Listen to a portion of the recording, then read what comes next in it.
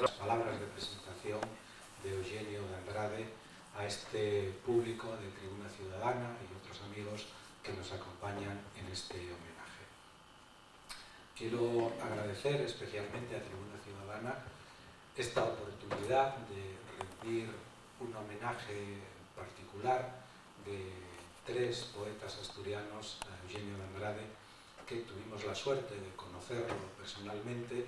y sobre todo de leerlo con atención y en los tres casos de traducirlo. El año que viene, en el 2015, se cumplen los 10 años de la muerte, se van a cumplir los 10 años de la muerte de Eugenio de Andrade. Yo tenía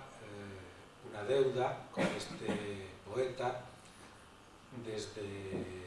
prácticamente finales de los años 80, que era intentar hacer una antología general de su poesía.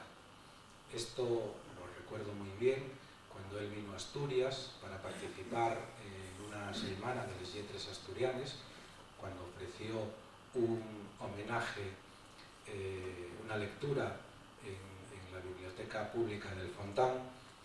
Cuando nos despedíamos, después de su estancia en Asturias, en la vieja estación de Los Alsas, yo le hablé de la posibilidad de hacer esta antología y aunque él en vida llegó a conocer bastantes de estas traducciones, bastantes poemas de los que integran este libro, que se titula Les manes enceses, la verdad es que el tiempo fue pasando, no se llegó a concretar la publicación del libro y terminamos pues casi 10 años después de su fallecimiento cumpliendo aquel compromiso con este homenaje de publicación. Yo creo que me gustaría contar brevemente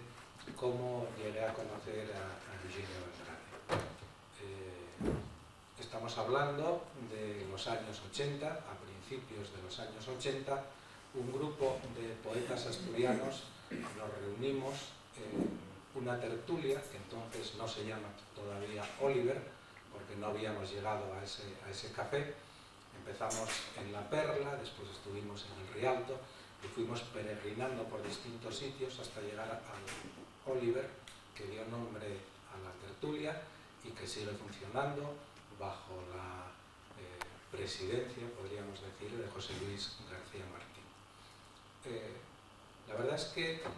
el paso por Oliver, yo creo que para todos los que tuvimos la suerte de pasar por allí, fue fundamental porque a través de García Martín íbamos conociendo la poesía española, íbamos conociendo también la poesía del mundo,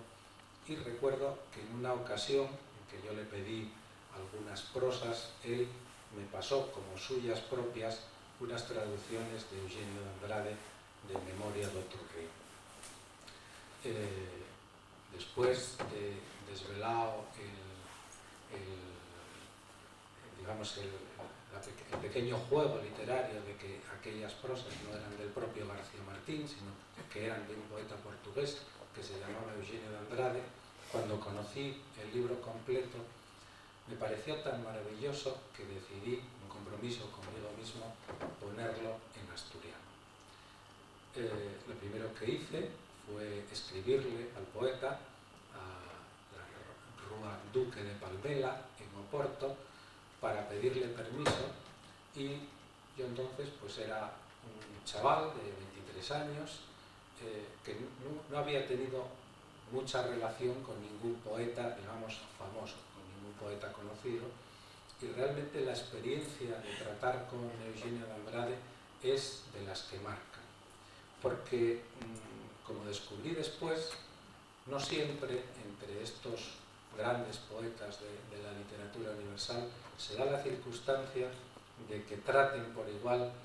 a una lengua pequeña como era el asturiano, entonces yo creo que todavía más pequeña desde el punto de vista literario de lo que es hoy en día, que cualquier otra lengua de cultura. Es decir, a él le daba exactamente igual, o por lo menos nos trataba exactamente igual, que esas traducciones se hicieran al español, que al inglés, que al italiano, que al vasco o al gallego, o al gallego no sé si se llegó a traducir, que al catalán, a cualquier lengua. Para él era exactamente lo mismo. Y, por supuesto, acogió con todo cariño esas traducciones que yo le proponía, y no solo eso, sino que durante el tiempo que duró hacer esas traducciones mantuvimos una irregular correspondencia, casi siempre alrededor pues, de términos, de palabras que yo no conocía muy bien, sobre todo nombres de plantas, nombres de pájaros, que le pedía a él, exactamente qué pájaro puede ser y tal, y él siempre contestaba puntual, incluso mandando fotocopias de enciclopedias, de diccionarios, del nombre científico del pájaro, es decir, instrumentos que me sirviesen a mí para traducir con precisión los poemas de Andrade. Y claro, después cuando lo llegué a conocer personalmente y lo traté, me di cuenta de por qué era así, por qué se preocupaba tanto. Realmente, como poeta, era un poeta que buscaba la precisión, buscaba la exactitud, el nombre preciso de las cosas, el nombre de las cosas, se titula uno de sus libros, ¿no? Y para él, que en cualquier lengua del mundo en la que pudieran sonar sus poemas, sonaran con la misma precisión que él buscaba en portugués, era fundamental. Salió Memoria de otro río, en asturiano, después al Principado de Asturias se le ocurrió celebrar